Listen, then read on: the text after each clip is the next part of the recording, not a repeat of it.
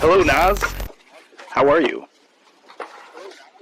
Hi. We're doing good. We're doing good. So today we're just going to chill, hang out, ask you some questions about your collection and your channel and what got you started and all that stuff. Yes. Oh, yes. And it's going to be fun. So do you guys have any, you want to say hello to Naz here? Can you see him? Can you hear him? Naz, great to see you. Yeah. Hey, Naz. Hi, guys. We're going to do the Brady Bunch look. Yeah, we're going to do a Brady Bunch look here. This is going to make it really fun for me to edit later. David, come on. Come on, David. Don't leave me hanging. Yeah, it's all wrong. It's all wrong on my screen, at least. All right, we're gonna kick this thing off here, so let's do it. You're watching Diecast Breakdown with Chuck Ellis, David Johns, and Mark McHotwheel. So sit back, strap in, and hang on. The breakdown starts now. Hey there, folks. Chuck here, and welcome to episode 2 of Diecast Breakdown. I am joined by my co-hosts, Mr. David Johns. Hello, everybody. And the man with the microphone next to every loud vehicle in the West Coast, Mr. Datsun Diecast. Mic check. Yep, you are here, and we are here, and we're really excited because this is episode 2, and that means that you stuck around, and it means a lot. We are going to be joined this episode by the man, the myth, the legend himself, Naz. You may know him as Naztalgic or Shelby Street Diecast. He's got a really cool channel. He's does a lot of really cool hunts, and Mark knows him better than I think either of us, so we're excited to get to know Naz a little bit better. But before we do that, we're going to get to know Mark a little bit better because this is Mark's episode. So, Datsun Man, tell us how you became Mark McHotwheel. The whole Mark McHotwheel thing is the Sarah McLachlan basically spin-off where there's the unwanted Hot Wheels at the bottom of the bins, the wheelie chairs, the zoom-ins, all the fantasy cars that are just destroyed. And I made a video about basically a spin-off of Sarah McLachlan Save the Animals thing.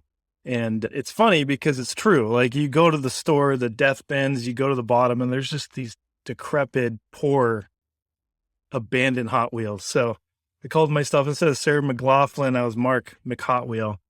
And that's why I call myself that. And now other people call me that.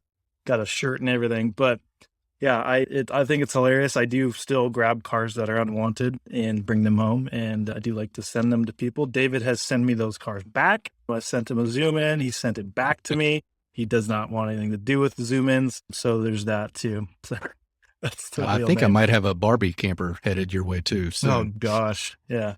So Actually, I like the Barbie camper. Barbie camper's not bad, and it's funny you mentioned that because I have one just right here, just always handy. Just Look at that. handy for David. It's a good visual aid. Yeah. It's so rare that you get ones with moving parts anymore. And then that one was like surprisingly hard to find too. Yeah, I think people were really buying them up to sell them, to resell them. But yeah, you know, I think if there's any crowd that is more rabid of a collector than the diecast crowd, it's the Barbie crowd. yeah, And, the True. Barbie people.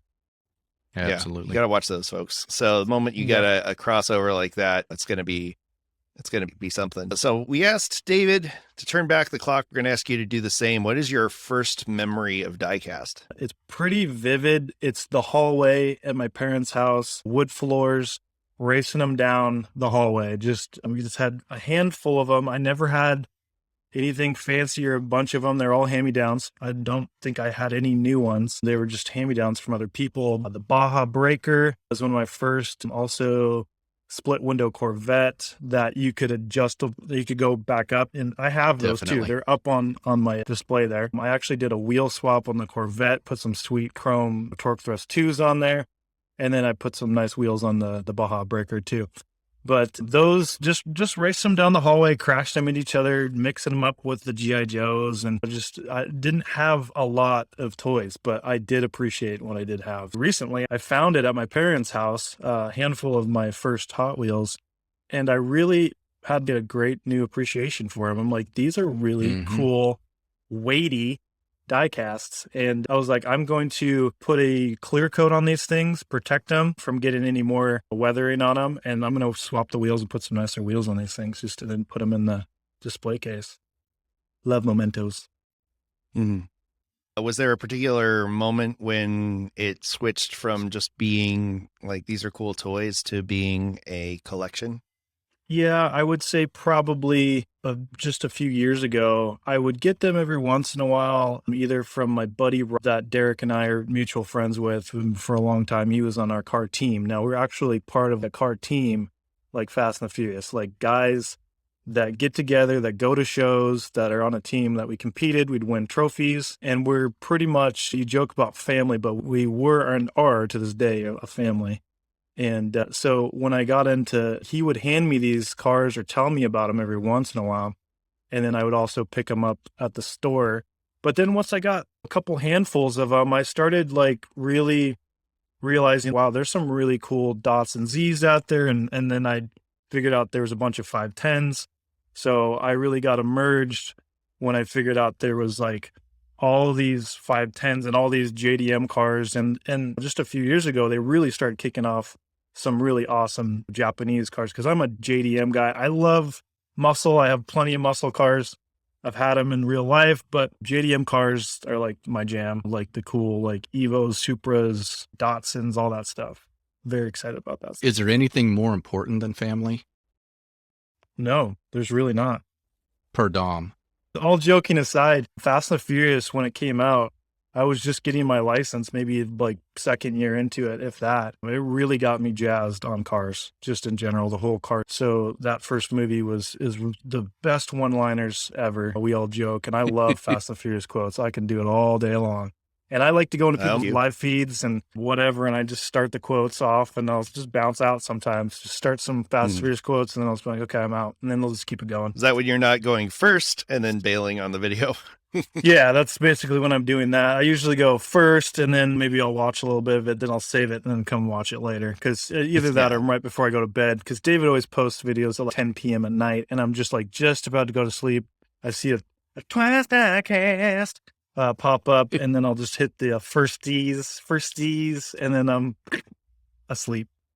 And if you always leave a Toretto bomb in the live chat, like a grenade, and then just bail, and then Sure. the rest of us have to listen to the one-liners for about 20 minutes. Yeah, Appreciate why that. not? Because once they start, they can't problem. stop. You have to finish it. There's 9 Live my movies. life one live stream One-liner at a time. One liner at a time. Yeah, sorry. Not sorry. Any car in the world you can have in diecast. What is it? And it can't be out there right now. Can't be something you're just saving up for.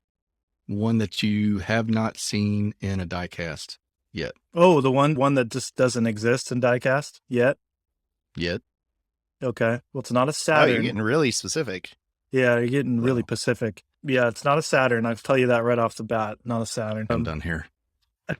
Just kidding. Bye-bye. So I would say, gosh, there's not that many. I feel like there's something of everything when it comes to diecast, except for Saturns and Jukes. Rapinismo, sorry. No. Well, go to your Holy Grail then. What's your Holy Grail that you're aiming toward right now? Well, it's I just got a John Morton BRE Datsun 510, which is one of them. But there's another one out there that's like a Spectraflame BRE.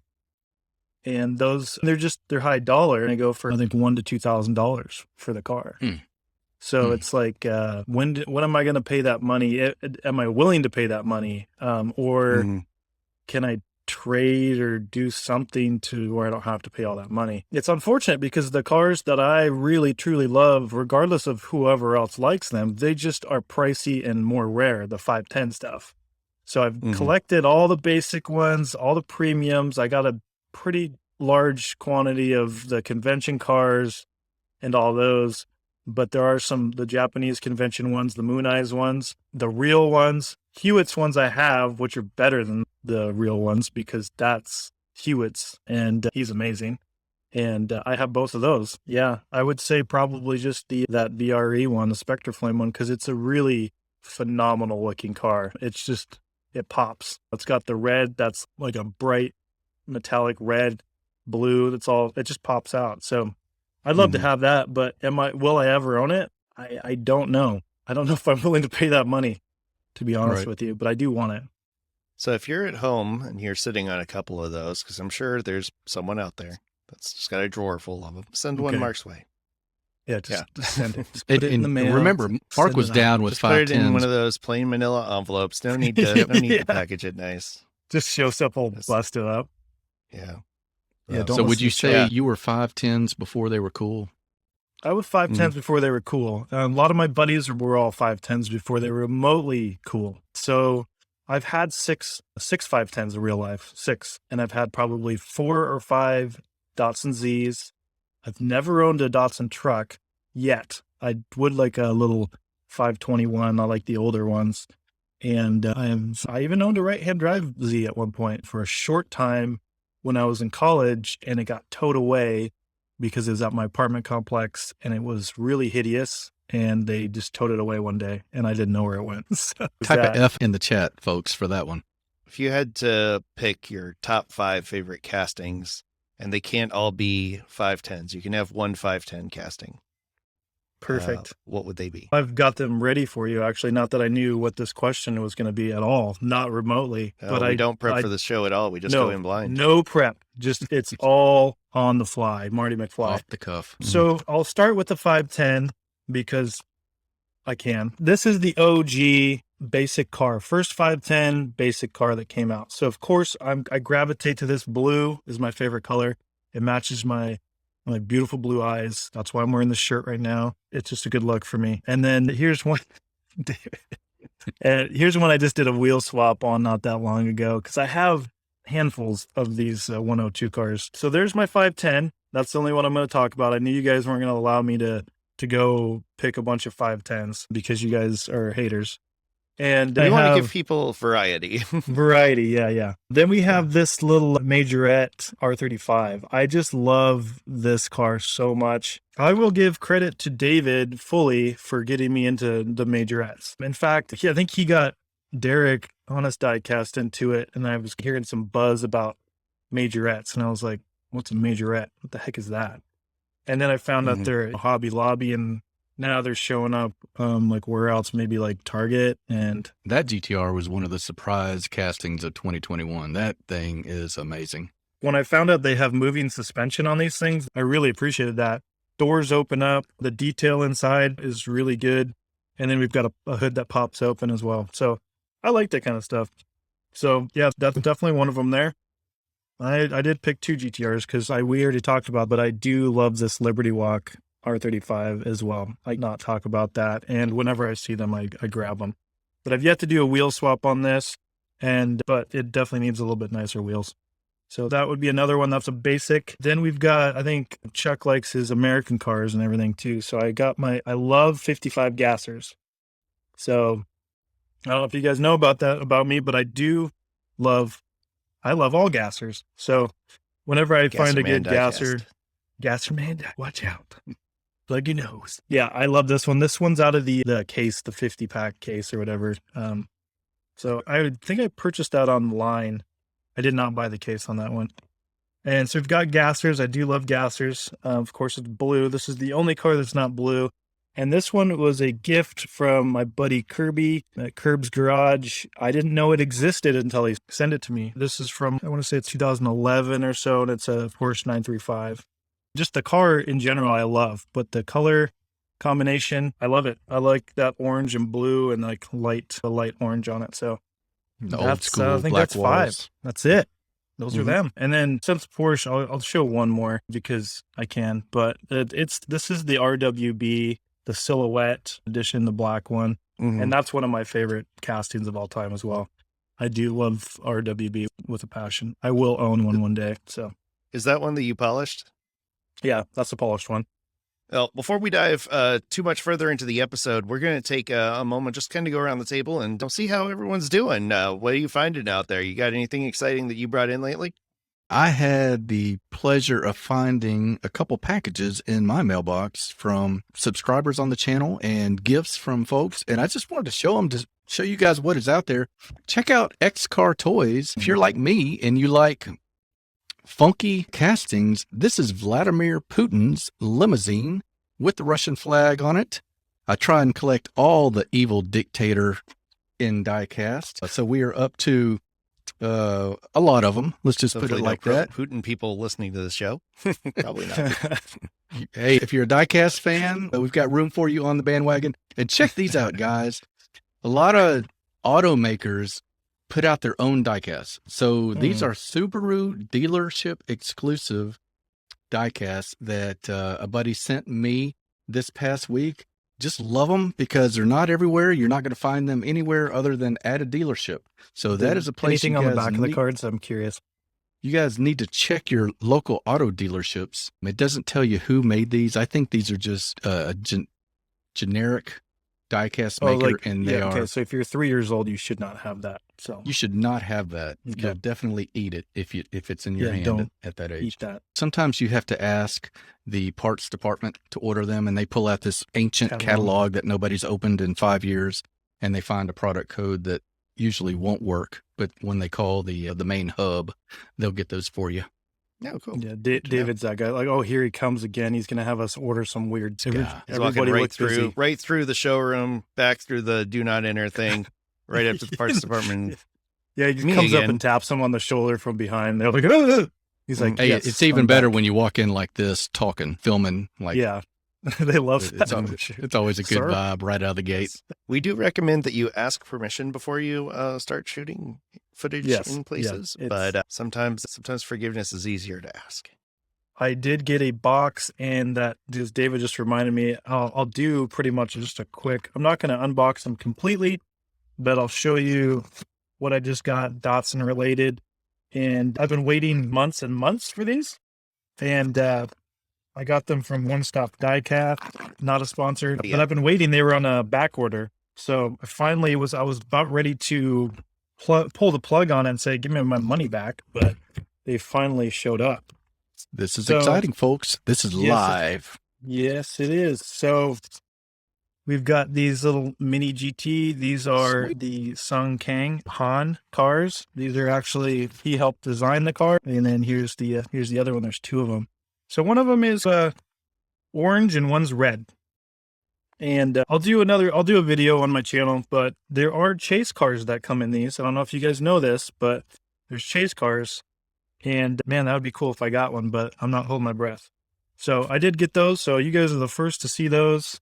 I'll do a video on them, but I just wanted to show you guys how excited I am about these cars because they are done by Jun Mai, one of my favorite designers. He's the Super Treasure Hunt Datsun 510, got the 0 on the side of the car. I geek out on everything he makes, so I had to order those. It's pretty dead over here as far as a lot of bare pegs and not a lot of premiums. Haven't really found that much. I did see that there are some new monster truck sets hitting the pegs with and I like to pick those up because they got the crushed die casts that are included when they have the ones that are the actual cars, not the silicone ones. Like those are fun, and my 3-year-old likes to play with those.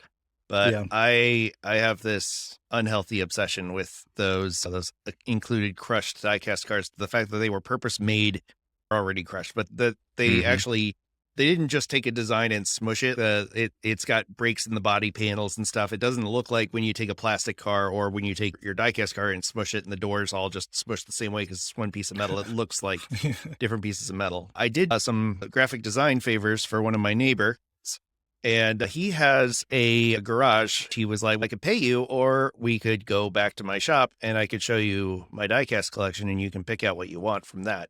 And I was like, I got several dozen cars from him, but he had a huge stash because if there's one thing about guys that collect big cars, they also tend to like to collect the little cars as well. But the highlights of it were I got this, which for those of you in radio mode, is the James Bond Goldfinger Johnny Lightning set that has the Aston Martin DB5 and the Chrysler 300 with Odd Job. And I am very excited about that because the Chrysler 300 casting from Johnny Lightning is one that has eluded me for a while. And that is a very cool casting. And a couple of really cool Hot Wheels sets, including this 70 muscle car set that's got the Trans Am, the Mustang, the Challenger.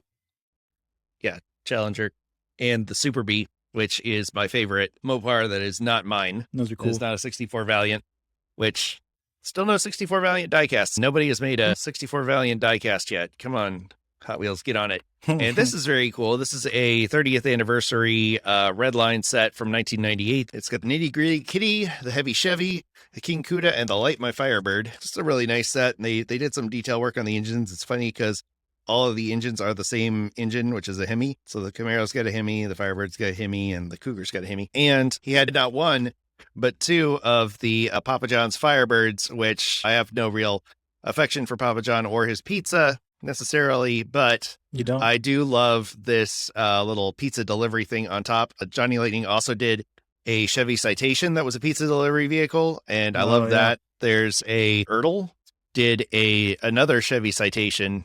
It was a Domino's Pizza special, and I was able to find one at a flea market for $1. They didn't know what they had because I haven't seen those loose sell for $35-40.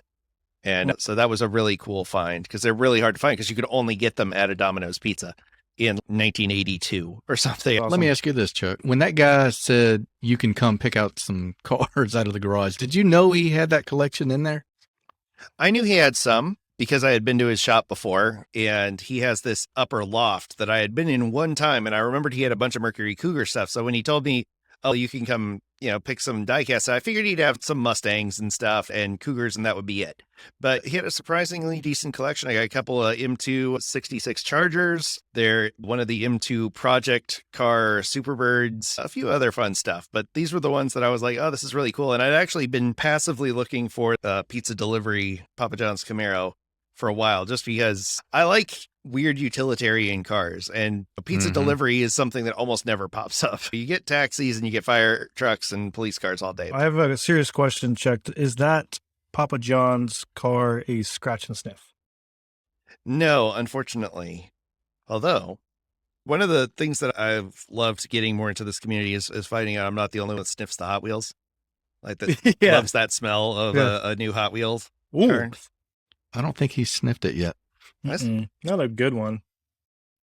Yeah, you really got to get in there, man. Yeah, you gotta absorb the... He's going to go in the emergency room. He's going to be an adult person. You normally to see kids with things jammed. We got to remove this 71 codes. You got to go tires deep. Yeah. We got another one, Hot Wheel collector. Another. We've got a code for it. It's a code 68, I believe. Code 68. It's not quite nice, but it is Hot Wheels. Watch out now. All right, we're going to take a break real quick, Yikes. and when we get back, we are going to talk all things diecast customization. Stick around. We'll be back with more Diecast Breakdown after this word from our sponsors. Here's this week's small channel shout-out. Please Diecast Fantasyland. If you have a favorite Diecast channel with less than 700 subscribers and you'd like to see them highlighted on a future episode, email us at diecastbreakdown@gmail.com. We'd like to take a moment to thank our executive producer level patrons, First and 64th Customs, Video Geek Productions, Matchbox Mark, Jonathan Von Nesch, and Donald Rashik. Please stick around till the end of the episode for our full list of partners and learn how you can support this project at diecastmedianetwork.com. And now back to Diecast Breakdown. And we are back.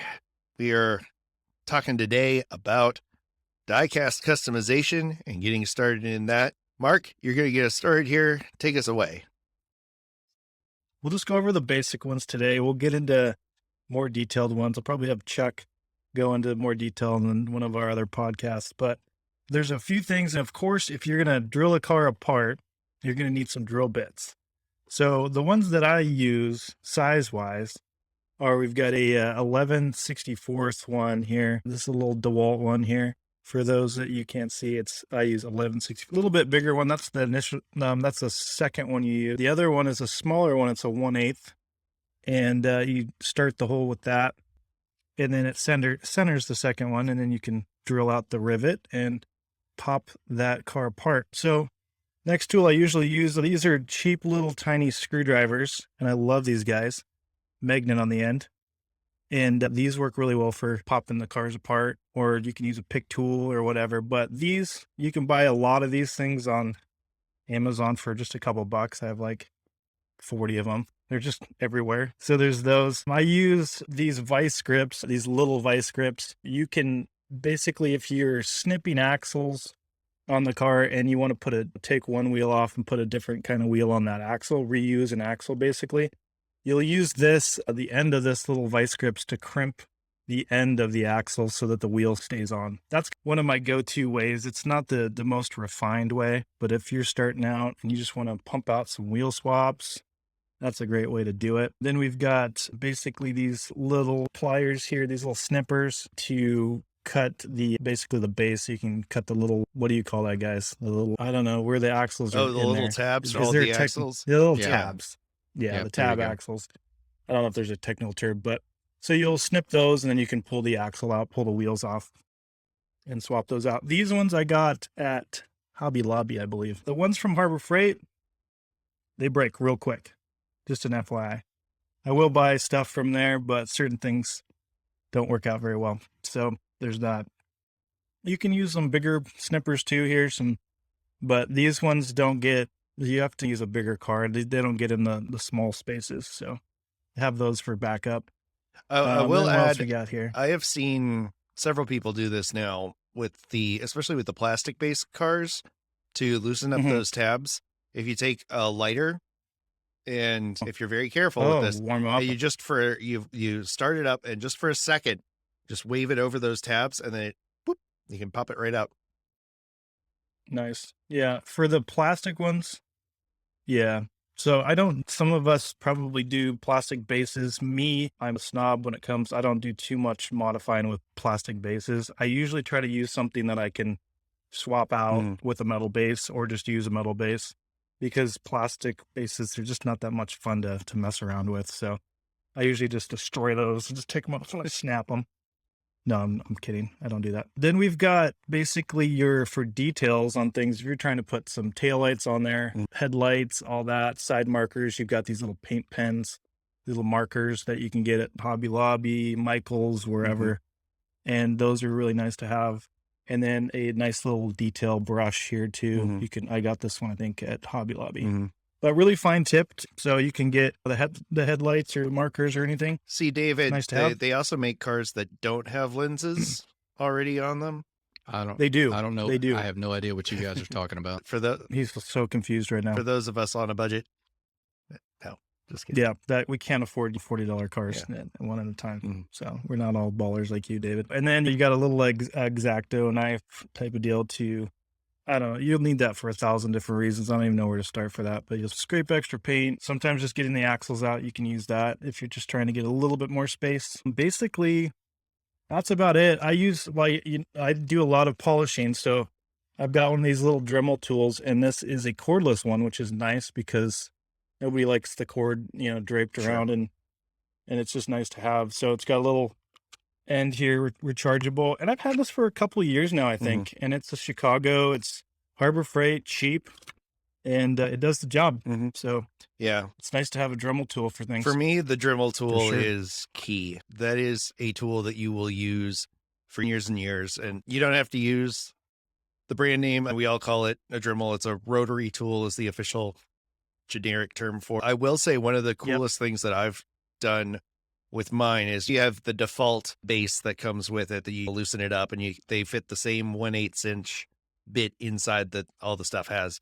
But they make a screw one that has pardon the term, chuck to it that you can, that actually allows it to take a drill, go in and out, and it goes all the way down to, I've been able to run 1 millimeter bits in them to drill things like when you're doing, rearview mirrors. If you want to add rearview mirrors, a cool tip to add rearview mirrors is you can take those side cutters that Mark showed or whatever and snip the axles. Like if you've got extra axles, snip those, and then I stick them in a nail clipper, and I stick the flat end and inside a nail clipper, and I bite down gently on it, and then use my fingers to bend it to a 90-degree angle, and then you cut it short. You want to make sure that there's enough metal there that you'll have some leverage. Otherwise, you'll just stab your hand. And again, please be careful with these if you're, under the age of 14 and listening to this. First of all, why? Second of all, ask your parents. But yeah, ask someone for supervision.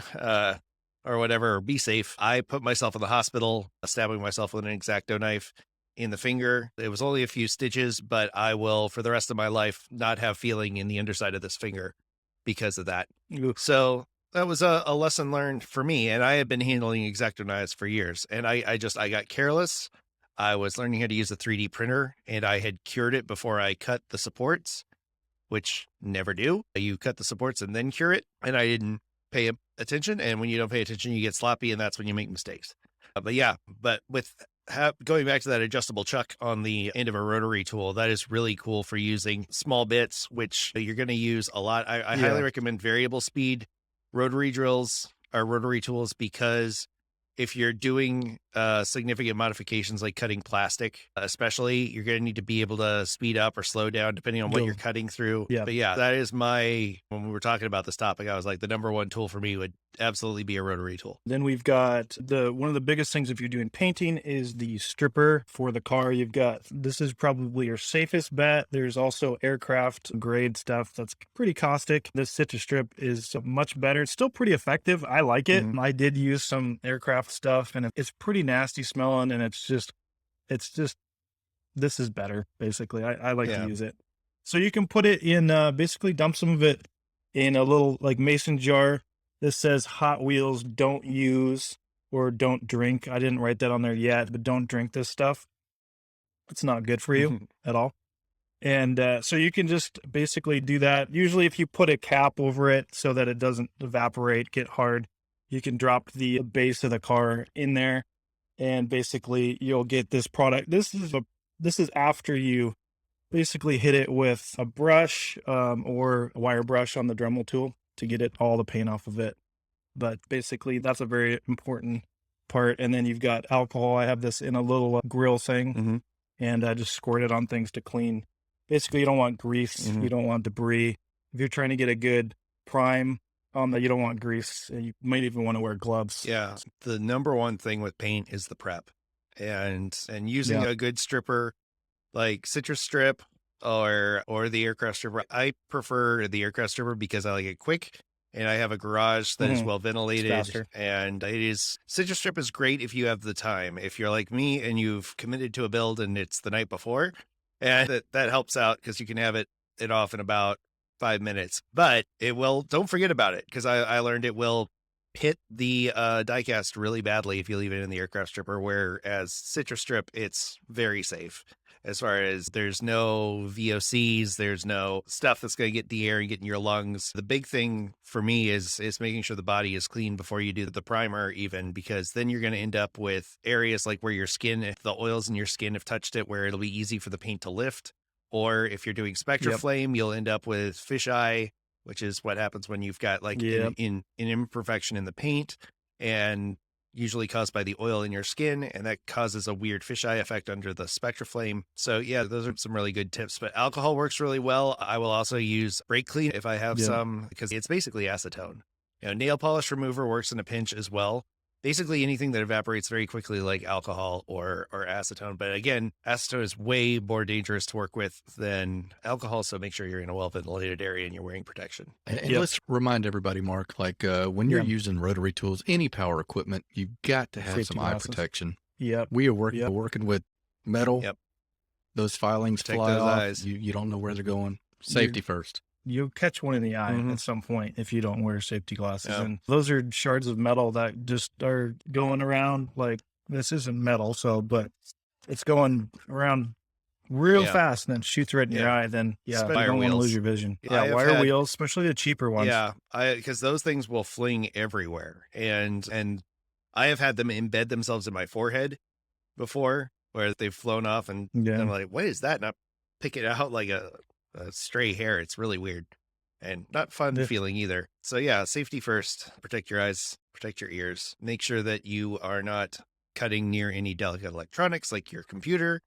If you don't want to get metal shavings into your keyboard or your vents, that's another little tip I've learned the hard way. You basically in your area, you want to be careful with not wearing shoes, because you're going to lose some of them on the ground. It's good to vacuum up every once in a while and try to pick them up, but sometimes they'll get embedded into the the carpet or whatever. I have one of those moving blankets down below me right now where my little desk is. So you can basically just vacuum that and not have to worry about getting stuff onto the floor and on the carpet. That's a good idea. Yeah, so it's one of those black moving blankets. Very cheap. Harbor Freight again. I get those rolls of, it's like butcher paper or white paper. Like you can get them at IKEA. You can get them just about any craft store or your local butcher shop if you live in the 1950s. I lay those out over my desk and tape them down with masking tape. So then you've got somewhere to, that's not a bad idea to either. clean your brushes too. You can just clean it right on the paper. And then when you're done, you ball it up and you throw it away. And yeah, you could do finger painting too. That's where Chuck does his to-do list on his video at the beginning. Exactly. You'll notice it gets dirtier and dirtier as it goes because I'm just like, I don't have time to clean off camera. Things. Just keep going. So, yeah. I have a question for you guys. I am a novice customizer, and I would say that, admittedly, you guys are light years ahead of me. What about people and listeners who might have never done one? Where do they start? It seems a little daunting for your first custom to be drilling and tapping posts and screwing them back together and repainting. What's a way that we can customize our Hot Wheels or our Matchbox without maybe breaking out the power tools? I don't understand the question. Let's circle back. I literally just bought a tiny chop saw for like, I love power tools. Anyway, the easiest way, of course, everybody starts with your wheel swap, and you can do that with, like Mark said, the basic hand tools. You can use that side cutter to cut the axle that's there. Greenlight has some really good wheel and tire sets that come with axles. Now, the rub there is that their axles tend to be on the thicker side. So you might, if you're going to do that, you might want to invest in, there they are. I was just going to suggest piano wire or the tubing. What's the thickness on that tubing or the wire? So that's 0.32 music wire. The part number is 5501, 4-piece. Hobby Lobby sells it for $199, $2, and that'll probably get you quite a few cars. I'm really hoping Hobby Lobby sends us some money after all the times we've said Hobby Lobby today. Yeah, Hobby Lobby, Robbie Lobby, and now they're like, "Oh no, you're out." You're making it weird. Can't say that. But yeah, that's my thing. Like, I think the wheel swap is where everyone gets started. I started like, I didn't even really think of diecast customization as a thing until I saw I happened to be at a Hobby Lobby, cha-ching, when I first rediscovered diecast, and I saw that they sold wheel and tire sets. I was like, wait, are people customizing these now? And I got on YouTube and saw Bare Metal HW videos, and he's the OG awesome American customizer. Him and Diecast Restoration, both have very large channels. Bare Metal HW, he's stopped for a while and then he came back and then he was gone again. I'm not really sure of the status as of airing this. I would love to have him on the show because honestly, he was the big inspiration for me and my channel with his how-to videos. He's how I learned how to do zinc plating, and he's how I learned about hydrofluoric acid and all the different things that you can use to, everything from even basic weathering. Like he did all of it, and his channel is really good. I would love to tell people watch my channel, but I don't even explain drilling and tapping anymore because there's so many videos out there about drilling and tapping beyond wheel swap. The next thing you do is you drill and tap, and you don't have to drill and tap. They have tapping screws now that you can get that are really small, and you can get them on Amazon. You can get them on I wouldn't say your local hardware store probably doesn't have them because they're really small. But are you talking about the little tiny screws to use for the base? Yeah, that's one way to do it. A lot of people just glue them back together, which I think is fine. Because unless you're planning on taking it apart again, I like it because I like the finish of it. It feels more professional, but that's my way of being snobby. I found out about the self-tapping screws after I had bought pretty much a lifetime supply of the non-self-tapping screws. So I was like, I guess I'm going to be tapping them all now. Brightworks sells a kit that's really good, and you can get that kit on his website, or I think Second Chance Redlines. No, those are the self-tapping ones, or no, he sells the kits that come with the drill bit and the tap and screws and washers. Oh, yes. The self-tapping ones, I think you can find those on Amazon. Yeah, you can get those anywhere. Yeah, I think I got mine on Amazon. And anywhere, David? Anywhere. Yeah. Guys, we might be leaving out one step or one other alternative for a new customizer. An easy way to change the look of your Hot Wheels without even having to take it apart. Look at Mark. He's got a dry erase marker. And it's funny you have that, Mark. I've got this. This is that new Sierra Cosworth. You can see that it comes with a race livery on it. But I took a dry erase marker, knocked the tampos off, and that thing is clean. It's a beauty of a car.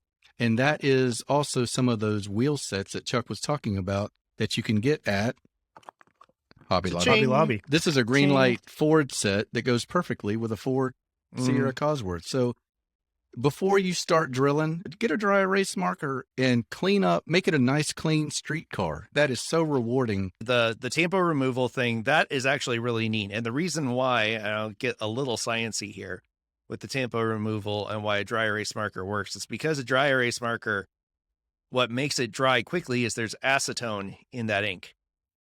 And there's just enough acetone in there that it eats away the tampo and is still relatively safe on the paint. You can still wear through the paint, and I've done it by doing too much dry erase marker. So that's the thing too, is it's better to go light and then polish it off and then go again and polish it off. And I like using a microfiber cloth for that, just because if you're using a coarse paper towel, you can haze the paint a bit, especially if it's a more premium. Speaking of, and this is something I got into with Stanley Morgan. He has a customization channel, because we were talking about the Ecto 1 Premium that Hot Wheels did. It's really nice, but it's got this weird little like copyright thing in black text along the bottom of one of the rear quarter panels. And I would really like to be able to take that off. And I thought, oh yeah, a dry erase marker will do it. It does not work on the premiums because they're clear. It's something to bear in mind. If you're working with a premium, you're going, why isn't this coming off? It's because it's under a clear coat. You really can't do a tampo removal without stripping that clear coat, and you're almost guaranteed to go through the paint at that point. Don't go buy a $6 car to take tampos off. Yeah. That's the point of that lesson. Exactly. Other alternatives that you can use besides the dry erase marker is if you've got the acetone-free nail polish remover, we'll do it. And it's safer to use than the regular acetone nail polish remover. I don't even think you can get acetone nail polish remover anymore. But your local hardware store will have acetone, and you can use that as well. Again, wear gloves because acetone is nasty stuff. This one is nourishing. It does say that, so it has vitamin E in it too. So I don't know if those are bits of information that you guys are curious about, but it is good for the skin as well. So anywho, all right, all good advice. We had also talked about Jim Silva's favorite tool, JB Weld. Again, that's something that you'll experience with a rotary tool, because once you start chopping things apart, you're going to want to be able to stitch things together. JB Weld is magical stuff. I recommend the JB Quick personally. Here's the cheap. Yeah, there is alternatives. Harbor Freight has a resin-based one that's good. If you want, there's also the two-part epoxy putty that you can get as well that you need together, and they make one called Steel Stick that is really hard. Like it feels like metal when it's done. And again, that's overkill for a custom. JB Quick is probably going to be fine for what you need, or like the Harbor Freight stuff. I like using, they make a super fine version of Milliput, and that's another two-part epoxy that it comes with like a blue line of clay and a white line of clay, and you knead it all together and you get it all over your hands because it's got something in it that gets the white stuff all over your hands, and it's really hard to get off. But yeah, that's really good for doing things like wide body kits and custom panels and covering up stuff. Did you say Mr. White? Mr. White? Was it? Were you talking about the epoxy stuff? Or so basically, you've got Mr. White. Mr. White Putty is another one. Is a good one. Yeah, that's a good one. Milliput is one that's easier to get in the US. There are some other like single stage fillers that you can use. I don't really recommend those too often because they stay pretty soft. So unless you're using them for a very fine coat or something that you're going to sand down, the big thing for me is, and everybody gets started with the rattle can. And I think that there are many great builders, Jim Silva, again, being one of them, who has never used an airbrush on his builds and shows just how amazing you can get. And he uses automotive paints from going to your local automotive chain and getting the metal cast paints that they sell there. And you can get a pretty close approximation of most of the SpectraFlame colors using those. Duplicolor sells them. I've used it before. It's a really great way to get a nice metal cast Spectraflame-like finish. The primer is a really sticky one. You do not want to get the filler primer. You don't want to get sandable primer because it's designed to build up and you will lose all the detail on your casting real quick. Yeah. And that is a really big thing to remember. You want a very thin primer. And you can do that even with, if you're in an area where you can't get something like a Tamiya fine primer or a self-etching, you can use regular Rust-Oleum flat black, works great as a primer. Just go over very light coats, like just enough that it's just barely starting to cover it. And that will really add some tooth to your build, especially if you're doing a solid color. And it's really cool. When you take the paint off of a Hot Wheels, you can really appreciate the design and the effort that they put into these castings. You would be amazed at the detail that you get for $1 from Hot Wheels on those castings. It's true. So that's another thing too, is you have to be aware of casting lines. And that's an important thing to factor in. Round handle needle files are as fun to use as they are to say. And you can get those at Harbor Freight. You can just say round handle needle files all day long, and it just becomes a little song in your head. But look at pictures of the actual car. Look at what lines are actually there, because sometimes you'll go, oh, that's supposed to be there. And you'll go, no, that's a casting line. And so that's something handy to have some round handle needle files. And you can go in there and just very lightly sand them away. Say it again. And get back to your thing. So, yeah. You'll never hear them the same way again now that I've pointed it out. No. So yeah, I'm a big fan of Rust-Oleum paints. If you're going to do spray cans, as much as I like Rust-Oleum paints, I would say stay away from the ones that have the spray nozzle with the big trigger. Go for the ones that you press up and down on, because those ones with the spray triggers, it's almost like they're designed to fail after one use. Like you can use it, but you got to use that whole can up. They're great for doing like a big project. But if you want to go back and use it again, I guarantee you it's going to be gummed up and you're not going to be able to fix it. And you're going to end up shooting paint all over yourself trying to fix it. But those are good. Krylon makes some good ones as well that you can get a really good finish on. And like I said, the local auto parts store is a great place to look if you've got a very specific paint color in mind. They've got a lot of color matching and they've got a lot of metallics that look really good on a small car. Decals can make you look really good as a customizer. A lot better than you can paint with your hand. You can have some temporary tattoos. And then one other thing. Yeah. Yeah. So these like little skewers, basically like little kebab skewers, whatever you want to call them. These are something I like to use.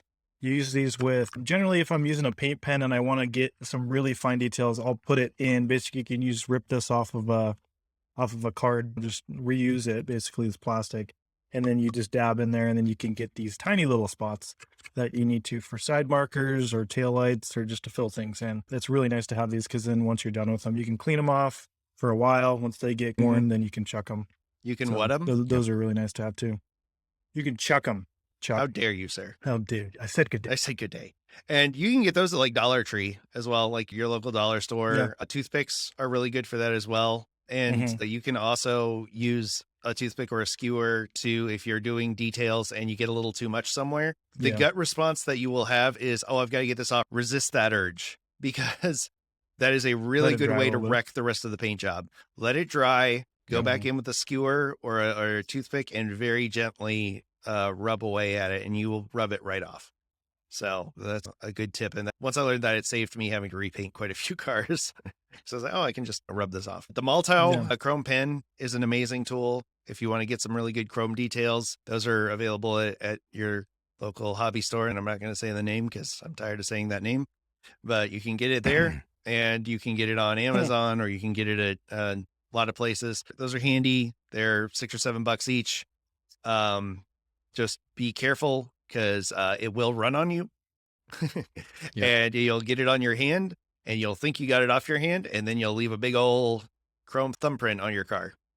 Less is more with that. Yeah. I actually, what I like to do with those is I will shake it up, get the flow going, and then I'll take a detail brush and pull it right off the top of the pen. I will not even use the pen anymore. I've moved from them to Stuart Simple Mirror Paint, which is amazing. It is more expensive, but it does a incredible job. I really want to do an A/B test to kind of show the Maltao versus his paint, because it's really, I think that they're every bit as comparable, and it's very durable. The only drawback is, of course, the cost, and you're going to pay $37 for a vial this big. But I've done 50 builds now, and they've all used that, and I'm not even close to a quarter through that vial. It'll last. I think in the long run, that's going to be cheaper. Yeah. If you're doing a lot of customs. Yeah, exactly. So a lot of good tips there. Again, if you have any questions, email us at diecastbreakdown@gmail.com. If you got any comments or any tools that you like to use, we'd love to hear about them. So email us, let us know your thoughts. Just say hi. Please, we're lonely. We would love to hear from you. But please. But I think we've covered this section pretty well. So we're going to move on, and we are going to go to our special guest interview section. So Mark, tell us about our guest today. So we've got Naztalgic, and he's also got a channel that he's branched off to, a new channel called Shelby Street Diecast, I believe. I always want to say custom. Shelby Street Diecast. And Naz is he's a great, funny guy. No filter. He'll tell you like it is. You'll go hunt with him. He's got a lot of energy. He's hilarious. And I'm really just blessed to know the guy. So we've become good friends, and he's inspired me to make better videos. So on YouTube. So without further ado. Don't touch that dial. Diecast Breakdown will be right back after these messages. This episode of Diecast Breakdown is brought to you by you. That's right. We are 100% viewer and listener supported, and we are so grateful for those of you who have already supported the podcast and the shows we're planning to add to the Diecast Media Network family. You can find out more about how to support this project by visiting diecastmedianetwork.com or email us about sponsoring an episode at diecastbreakdown@gmail.com. The best way you can support what we're doing right now, though, is to subscribe and share these episodes with your family, friends, and Facebook groups. Anyone you think would enjoy what we're doing. Any extra attention we can get early on will go a huge way in helping this project grow. Thank you so much for sharing this journey with us. Diecast Breakdown would like to thank Diecast Heroes Magazine for supporting this program. Diecast Heroes Magazine is the premier digital and print resource just for diecast customizers. Visit diecastheroes.com and see what the best customizers in the world are up to. Got an idea for our show? Know someone that would make a great guest? Want to tell Mark how handsome he is? We'd love to hear from you.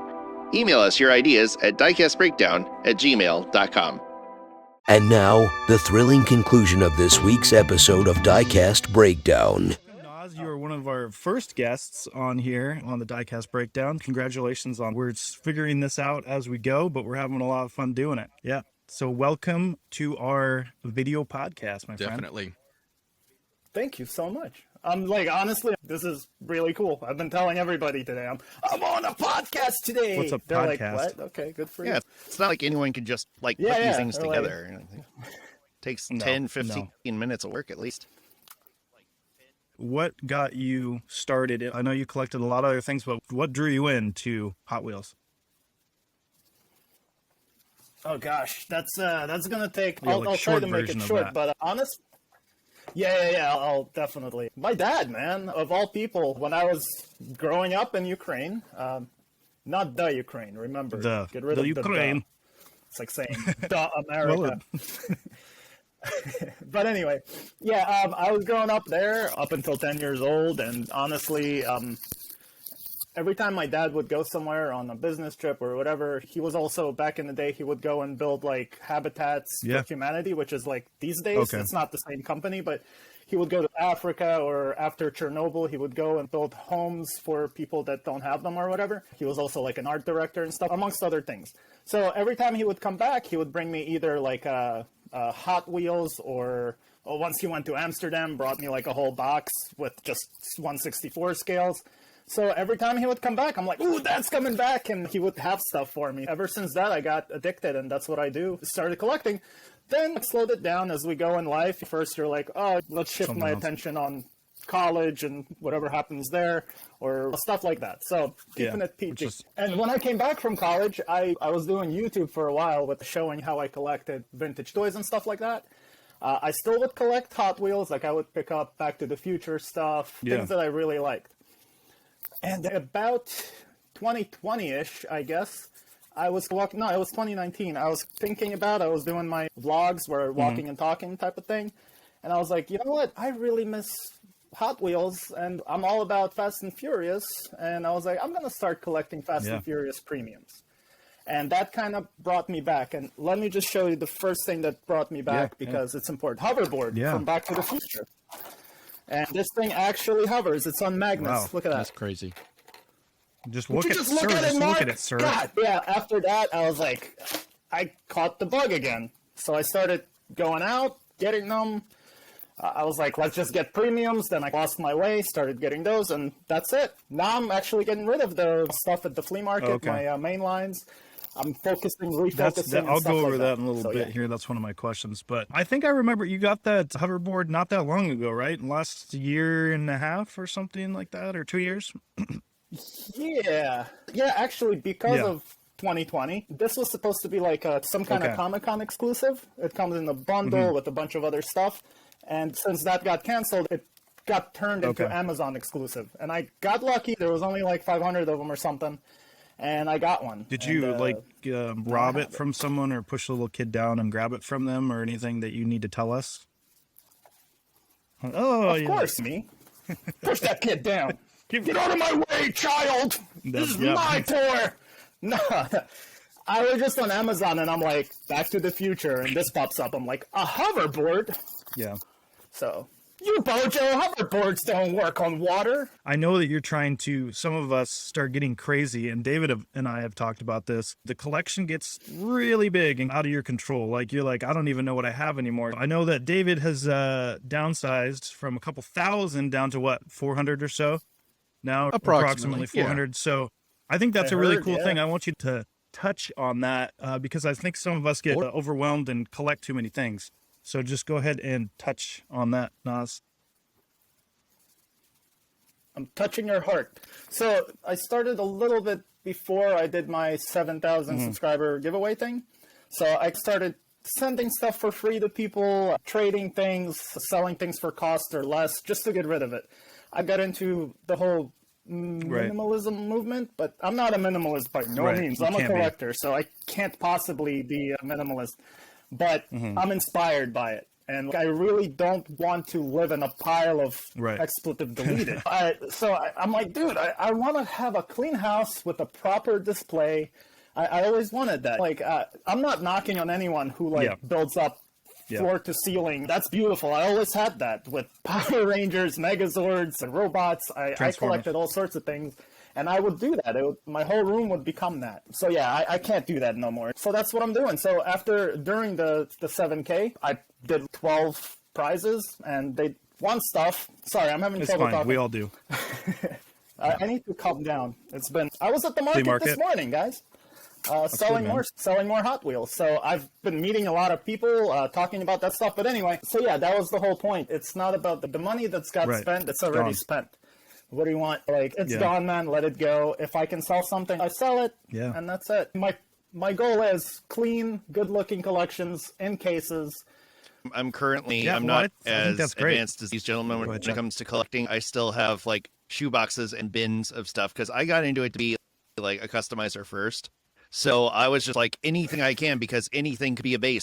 And I could use parts from anything. And now I've got a whole shelf that's all of those plastic clear totes full of, I've probably got 4,000 Hot Wheels and Matchbox and diecasts of all kinds. And I'm just like realizing, if I were to customize one a day, I would basically have a decade's worth of cars to build ahead of me. And I'm still bringing in probably on average 3 or 4 cars a day. And I just brought home another 2 dozen from a friend of mine who I did some work for. And I'm like, okay, what am I doing here? So I understand what you mean with the like embracing minimalism, but at the same time, I'm being a collector because I used to be like, all right, I'm collecting Transformers. Okay, well, I'm also collecting 1/25th scale models. I used to build those, and I've probably got still 150 of those boxes under a bed that need to be gotten rid of because I'm just like, that's never going to happen. I was going to do an in-scale city. And that I've got a whole shelf full of that stuff too. So that's the thing. This is a balance. Like it's weird because I feel like the psychology of collecting, there's that dopamine hit, that brain rush that you get from acquiring a new piece for your collection. But at the same time, you have to balance it with finding, you still have to have a place to walk around. And it was getting to where with me, like I couldn't even walk around my work area because there was so much stuff in it. And I'm just like, okay, well, I'll clean this up someday, or I'll manage this to do that. So how has that been, finding the balance for you? Same thing, man. Because I started customizing too. Like, I've done a little bit before, but ever since the live thing I did with that guy over there, that's Marky Mark, and the Derek Meister, I was telling them also I wanted to do customs again. Then I got the job at the powder coat place. I started hitting that hard, and that's another reason that I started hoarding it a little bit. Because I'm like, I can make these all the time. It's at work. But I don't know how much longer I'm going to be powder coating. It's not the most safe job for your lungs and health, and I don't want to die yet. We don't want you to. Thanks, man. Same to you guys. You guys better. Same. I have one box the 72 bucks, I'm looking at it. I have this for customs. These are like things that I had ideas for that I want to do. Not like now necessarily, but a whole bunch is right here. If I want to work on customs, I should probably work on those first. And the thing with customs, if I'm really having an idea, I can always just go out to the store or eBay or whatever, connect one of you Hot Wheels homies, and be like, hey, do you have this casting from this year or whatever? I want to make a custom. I can always find that, and I can defer to making that. I don't need to have a stock for the rest of my life of things I might not get to. And that's why I just started getting rid of that. Unless it's a really rare casting. And Weathered and Wastelands, Gasland. I do a lot of junkers. Customs than me. I watched your videos, but they're all like, what's that word? Wastelandish? Yeah. Yes. I've seen a bunch of those, and they look fantastic, man. And I made a whole bunch of powder-coated customs. I already have probably about 150 sitting right there that I worked on already. Now I can get back to detailing them and putting better wheels on them, and then just have all these ready powder ones coating to is go, one of those things that I always wanted to try, but like you said, and then to do it at home, like Harbor Freight feels like you can do powder coating at home, but basically you have to have an outside oven to do it in. And my neighbors would probably frown on that. Yeah, the Harbor Freight thing, it's not, what's that guy's, bare metal Hot Wheels? Yeah, it's not professional. Yep. Bare metal. He did that with the Harbor Freight thing, and I was looking at him like, that did not come out good, because it's an at-home thing, and he has to make a box and do all this thing. And all right. So I got lucky with this job, because I'll do it 10 at a time, different, than just really powder them, walk into the oven, and come out, I'm done in an hour. Just don't powder coat yourself. I hope the boss isn't watching. Oh my God. I powder coated my lungs. That's why I need to stop doing it. So, viewers, by now you can tell that Nas is a fun guy and one you would love to go on a peg hunt. I see videos with you and your better half, Maggie, hunting together. So do y'all do that a lot? And tell viewers who maybe only hunt by themselves how cool it is to have somebody with you like that. First of all, David, your videos are amazing, and I'm so upset that you stopped doing that one where you go to random places. He'll bring it back. Don't make me jump on the plane and go over there and have tea with you, all right? Yeah. We'll have a good time. But anyway, so your question, I did start by myself, and that's when I was doing like the Alexei thing, thanks to Mark's conversation about the Russian Alexa. And I was just like, you know what, I'm going to take that one and run. I was walking to Target one day, and I was just like, I'm just going to film this. It just came out of my head, and people liked it. I like it a lot. But, thanks, man. And that's what I did alone. I would just make these weird things. And then I wasn't really sure if Maggie wanted to.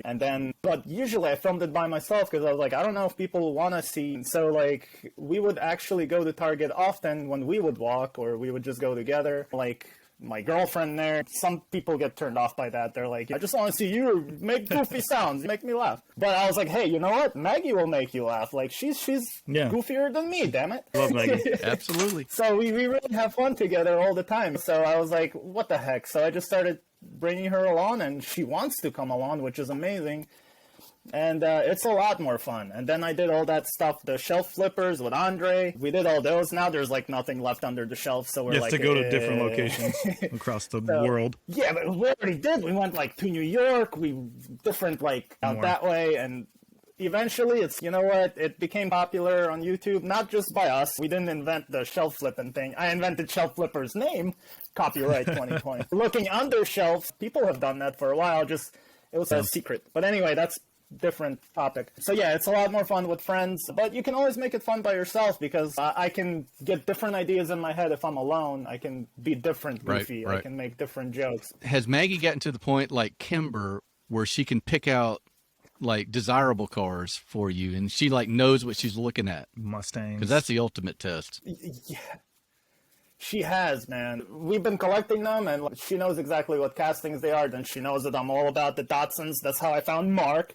I was like, I Googled Datsun 510, and it's like Mark's channel comes up with 10 subscribers. I'm like, subscribe! His original freaking intro, oh my God. I was laughing. I'm like, I love that man. I want to talk to him. I want to have his babies. Oh, nice. So, It was Wow. powerful. It's but yeah, I found that's physically impossible, so I was like, I'll just be friends with him and get talking. Yeah, that's so, good. Yeah, he was gonna punch me. I'm sorry, I strayed. No, it's Track, cool. that's This why is we're here. this is why you are here, Nas, and we need more Nas's in the community. We do. We need more Nazes. Wow. Nazaz. All right. So you mentioned, and I'm going to say this because I saw your most recent video, Nas, where you stumbled onto the all-time cache of premium Hot Wheels for nothing. And I agree. It was a shady place. It was a I shady agree. place. It was. And you, I didn't film the shadiness because I was Lexi was afraid probably- for yeah, life. you had to get out of there. All right. So tell the viewers and the listeners, what are some of maybe 2 or 3 of the craziest places that you have found diecast? Yeah, that's a great question. Craziest. That was definitely crazy. And this was like a what was it? A liquidator place? Lumber yard. Yeah, some kind of liquid. Yeah, What do you call them? Honey holes? Honey holes, ghetto Walmart. You can't tell your honey holes, but it's not a honey hole anymore. That Walmart. ghetto Walmart. Oh my God. gosh, just 1 second. For Yeah, anybody listening, you have to go over to Naz's channel, Nostalgic, and we'll put links and everything in here so you can check all of his stuff out. But his ghetto Walmart, that place is the most wild Walmart I've ever seen. I remember the video I stumbled, whenever I see ghetto Walmart or whatever pop up on Naz's thing, I'm on it. And Kimber's watching too.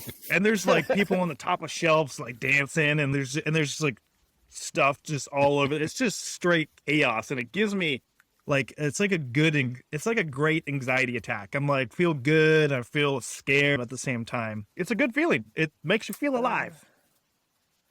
causing all Cannot the feelings. imagine. I will visit you one of these days. Yeah, that place is special. That'll answer your All right, question, that's man. 2. That Walmart. Other than that is yard sales, man.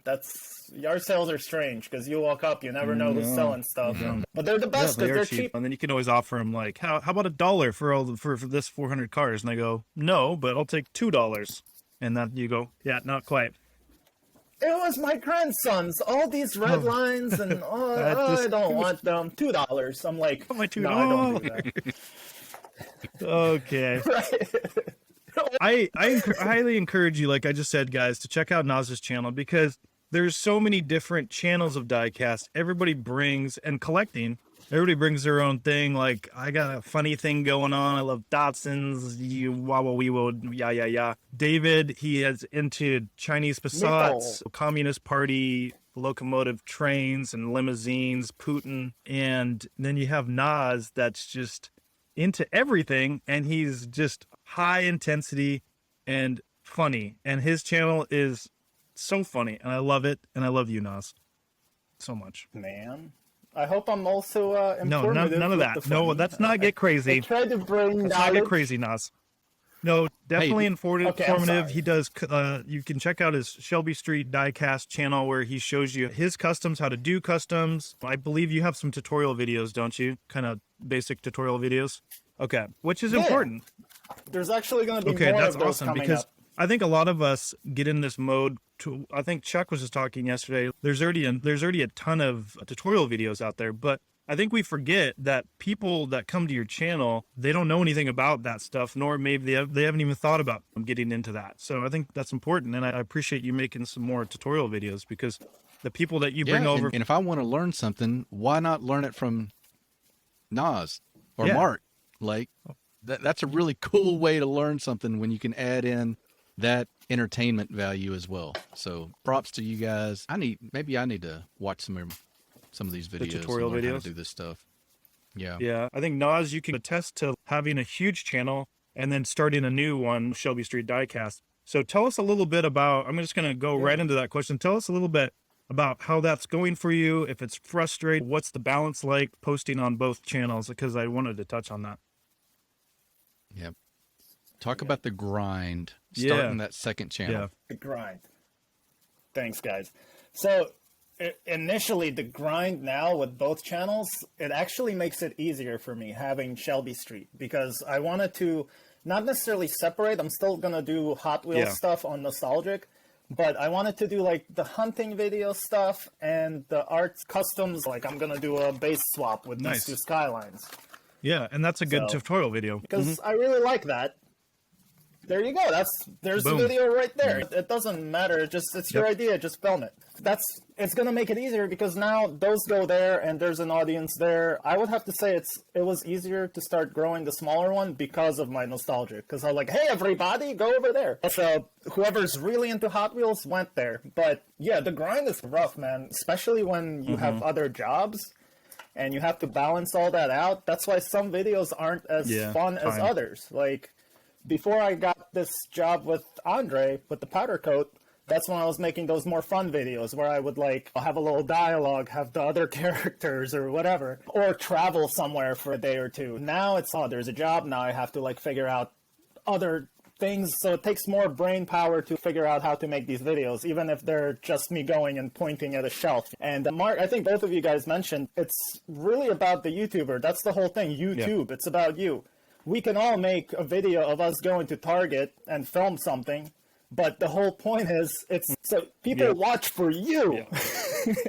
Not because they're like, some are like, oh, I want to see Hot Wheels. That's fine. We all want to see Hot Wheels. So that's why I subscribe to so many, and that's why I always promote anyone I can that I personally like. So what you guys are doing with this, oh my God. That's why you go and you watch that, because you're like, man, he's in your face. He's going to do this, and that's me. I'm like, what's going on? And, you're good. Hey, I'm David. I have a silky voice, and look at all these awesome cars I find that none of you silky voice deleted get. So check it out. Right. Yeah. David, I love your freaking pickups, man. You get some amazing cars. Thanks, man. Yeah. Thanks, brother. I think one thing I do appreciate about David, since we're talking about David, is his presentation. It's so nice and it's silky, just like his voice. And so I'll just grab things and just have them down below and I'll bring them up. But he's got them all color-coded and out front, and then he'll slide them out, and then he'll put them back. Let me go ahead and open it. Put it back. But we were just talking about, so the thing that I love about being part of the community is to be able to joke and start these sayings and all that stuff, catchphrases, because it's like a family. And so it's fun to, nobody wants to commit when they do the twice diecast jingle. We were just talking about that a couple days ago. Everybody's just twice diecast. Nobody wants to bring it to the level that I do. So I do have that going for me. Yeah. So I just wanted to point that out. You're on a whole other exactly level. Tell us who your most influential creator is on YouTube.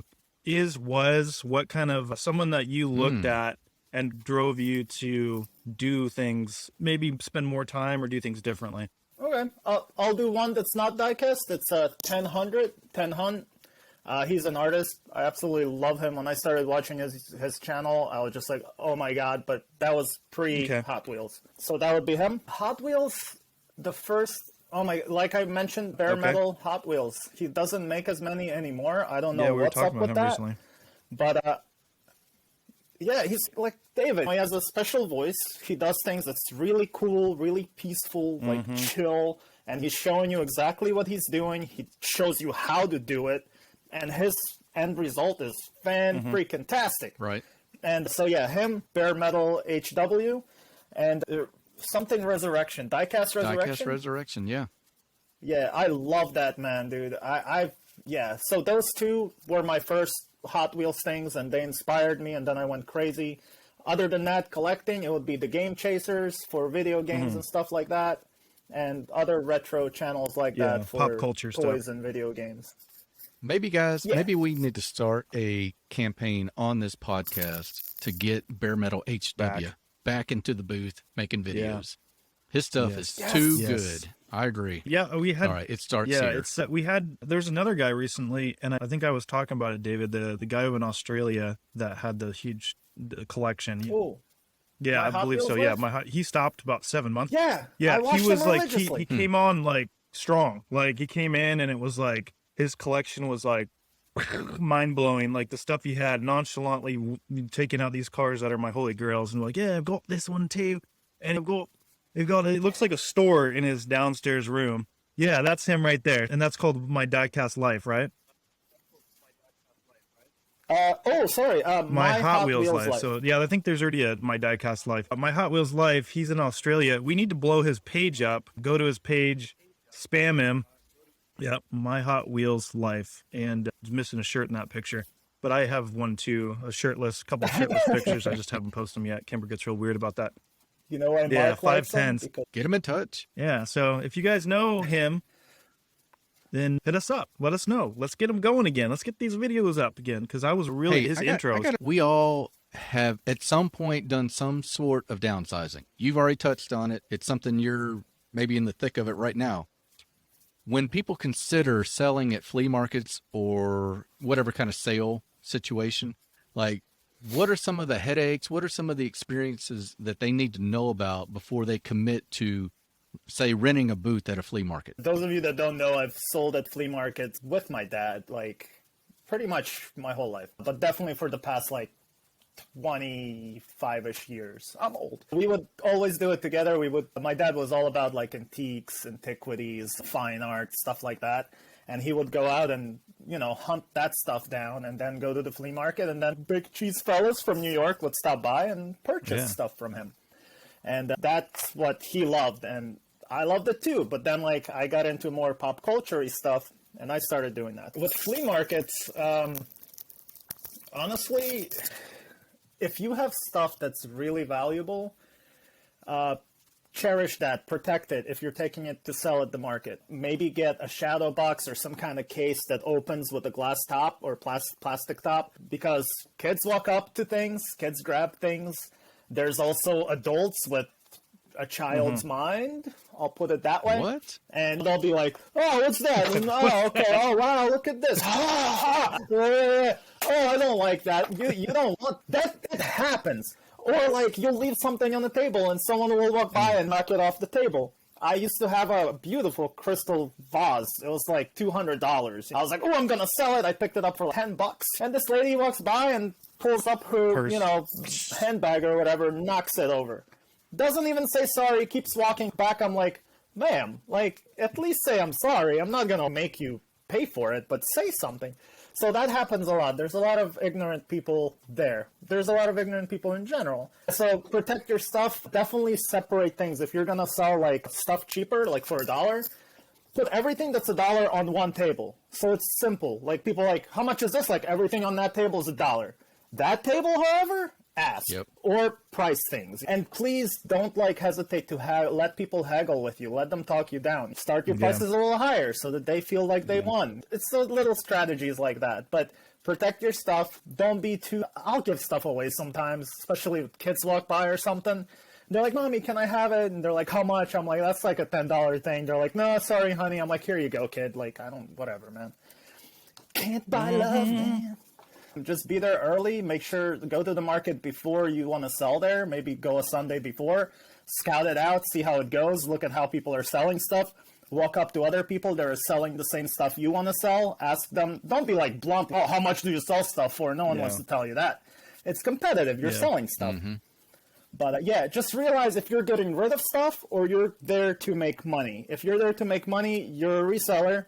And you need to figure out your prices. If you're just there to get rid of your stuff because you're on a minimalist journey, Sell it cheap. Yeah, get rid of it, man. Let people have it. I had a whole bunch of people today. They're like, oh, man, I watch your channel all the time. I'm like, what? Who? Why? I'm sorry. And I'm like, here's a bunch of free stuff. And they're like, free? Why? And I'm like, I love that reaction. Or they're like, wait, why are you giving this to me? This is like $30 worth of stuff. I'm like, dude, your smile just gave me $30 worth of stuff. You don't want to know what I surprise mean? them too much because I don't know what they that could means. break another vase of yours. They'd be like, oh, and then they hit another vase that you got. That's like even a bigger one. And you're like, ah. Dude, that actually puts a thought in my mind. You have to be careful with people because a lot of people will freaking abuse your kindness, man. Yeah, That's a we've big all- thing. Don't let like people know that you're too nice. Yeah. You know what I mean? Because those that aren't nice, they're gonna freaking come back and be like, "Oh, hey man," blah, blah, and they'll play you, and you're watching them. You're aware of what Yeah. they're doing, and you're like, "Okay, dude, or lady, whatever." But yeah, people steal stuff. Keep an eye on things. That's about it. What is your biggest goal for 2022 for your channel and for collecting? What do you foresee happening this next year? What I guess it basically sums up what we talked about here today. We definitely got to do this again because I want to ask both you guys more questions. Maybe Yeah, on a we'll have full you back podcast for sure. someday. Well, we Yes! don't have time. But my plans for 2022 are definitely go easy, no more main lines unless it's something special, like something special that looks, like this. Ooh, where'd you get that? This was just sent to me by Robert from the UK. Wrote a nice little Does letter. it say on your the back. name on it?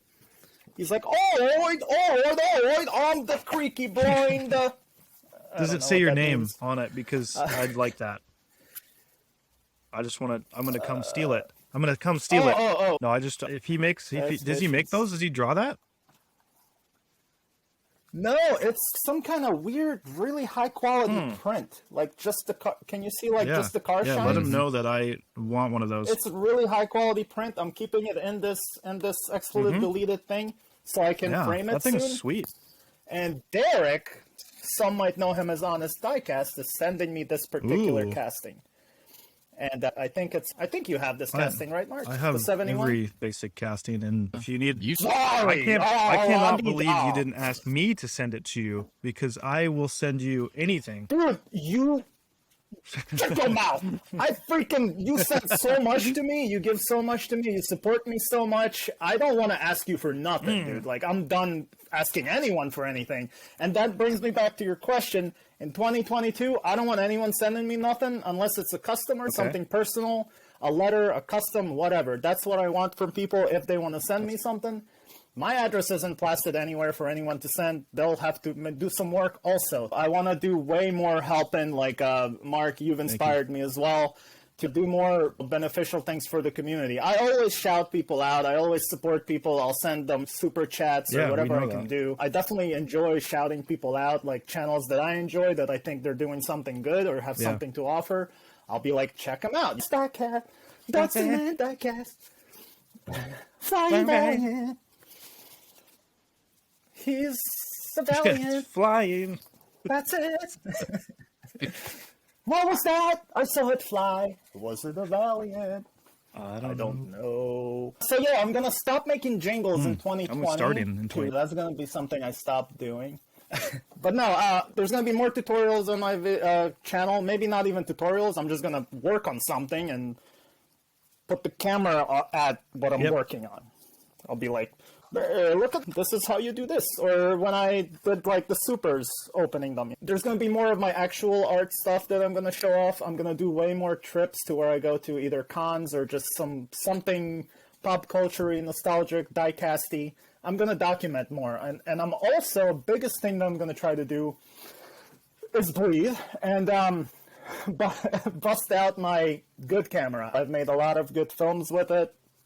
Check me out on IMDb. But anyway, I want to use that camera and put a little more production value in my future videos to make them look better, cleaner, and put more thought into it and not just be... I'll still do that, but in high resolution with proper Good mic lighting. too to get the voice. Oh yeah! Mark, get your With the pointy spit- finger out real quick. Okay. All right, so Nas, this is what we ask everybody too. Mark has our magic wand. That thing really It's is magic. When he waves it, it will give you whatever Holy Grail diecast piece you have wanted but don't have yet. Is there one that you Yikes. have in the back of your mind that jumps to mind when I say that? This puts me on the You, spot. you knew we were going to ask It's you not this. 2022 You knew we yet. were going to ask you this. I did it, I know you man. didn't, but you did. I just I know you told didn't, Stop giving me stuff. but you did. But yeah. Go away, you. Mark. You can look at it two ways. You can say a car that's out there that is not in diecast, or a certain Hot Wheel that is like your personal holy grail you don't have yet. Yeah, one that you just like you've seen it on like Instagram or you've seen it on YouTube, and you're like, I want. Or if you want a Hot Wheels Zamac Trabant, and it's not out there yet. Language, Yeah. please. What's that, Mark? What's that, Mark? I don't know what a Trabant is. Yeah, You can learn about Trabants at Twice Diecast. Trabant. Is it a Get me a diecast that gets rid of the squirrel that's living in my attic. zoom in? I swear, I didn't lock anyone up there. It's a We'll squirrel. put a zoom I in swear, after it. guys. It'll be fine. Mark has people in his crawl space up there, so you're good. One thing I'm thinking that pops into my mind, it would be one of those DeLorean Supers that came out a while ago. But what I would probably enjoy more than that is a Renault Megane custom that someone might make. Ooh. That would be awesome. Yeah. Yeah. A Megane would be Let me show you the super one I cool. made really quick. All right. This is something that I fell in love with when I was younger. This casting right here. I think it's fantastic. All I did with this was change the wheels to make it look more premium. I like it. I just love this casting, Yep. man. There we go. So yeah, that's honestly, your friendship's enough, guys. I don't want to That's send me good. all the It'll Dobsons. Save me a lot of money and shipping. I'd like everything I've Yes. ever sent you back today. Send it by mail now. Just kidding. All right. You going So, Nas, thank you so much for coming on our Diecast Breakdown, being one of our first guests. We appreciate you as a whole. We love you. I'm so glad you came on. I've been dying to get you on here. We're going to have you on again. I guarantee it. You're going to love it. I guarantee it. And we just appreciate you taking the time to come on our channel, on our podcast, and to tell the world who you are a little bit more. And we'll get some more out of you one of these days here. David? Absolutely, guys. You saw it today. This is why he is the legend, Nas himself. Pleasure to talk to you, my friend. First time I've talked to Nas, and it has been a blast. We hope you guys join us on the next episode and in the future when we have Nas back again. Yes. Thank you guys so much, Nas. We love you. I just wanted to say thank you so much, Nas, for coming on the show. I've been trying to get him on here for a while. I've had some things going on. Timing's not always perfect. But thank you so much, Nas, for coming. You're hilarious, and we love you. And I encourage everyone to go check out Naztalgic. He's got not only Hot Wheels, he's got Back to the Future. He collects everything. He's a big collector. But then he also has a Shelby Street diecast, which he's trying to get more traction.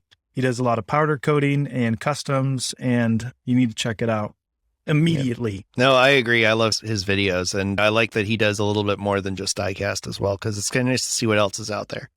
But yeah, that was really Absolutely. cool. All right. I think that's going to do it for us here. David, you got any final thoughts on the show today?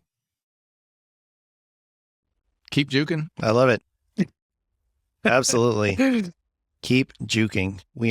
That is not going to become our catchphrase for this show.